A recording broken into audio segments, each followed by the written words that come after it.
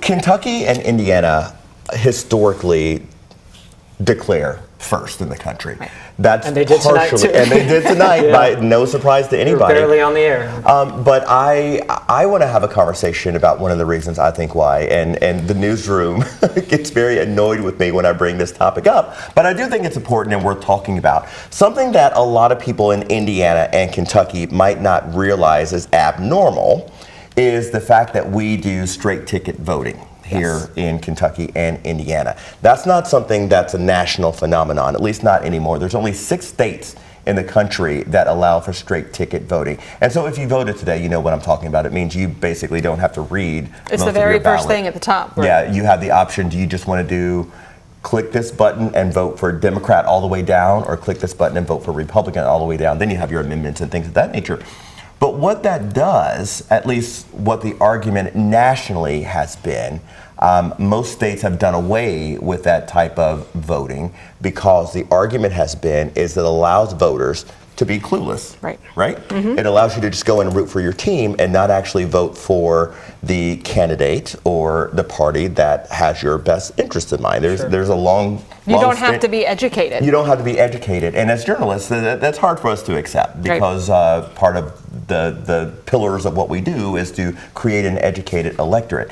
And so a lot of states have done away with that. I'll just mention the only states that allow it are Alabama, Indiana, Michigan, Kentucky, Oklahoma, and South Carolina.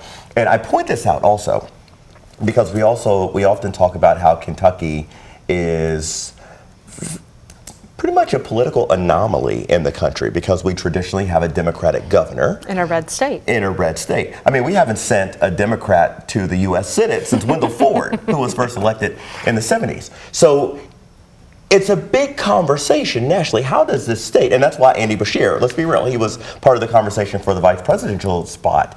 How does this state produce a blue governor fairly regularly, historically, but maintain its red stature? I heard a term yesterday talking about Pennsylvania. The core of Pennsylvania, the middle part of it, the central part of Pennsylvania is typically a Republican stronghold. They refer to it as Pennsatucky.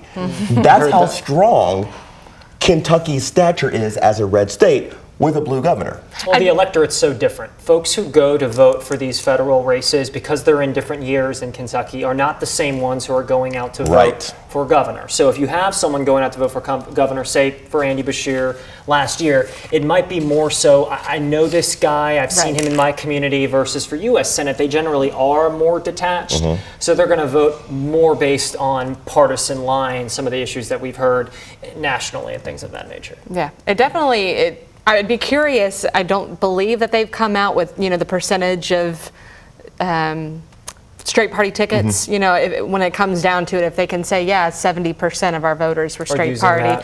I'm curious as to what that number may be. But you hit on the nail. As a younger person coming out of college, I felt compelled to make sure and circle in every single person, whether or not I knew them. But we were journalists too, so we came out of college with notes. You had notes, but if there was one family judge you weren't sure about, I was like, oh my gosh, so I can see where people are doing that straight party. But you're right, it means you don't have to know who those people are. Whereas nowadays, I vote for the people I know, and I'm okay if I have to leave one or two blank, because to me that would not be appropriate if I'm going to just vote for someone based on their party without knowing who they are. But that's exactly what straight party tickets will do.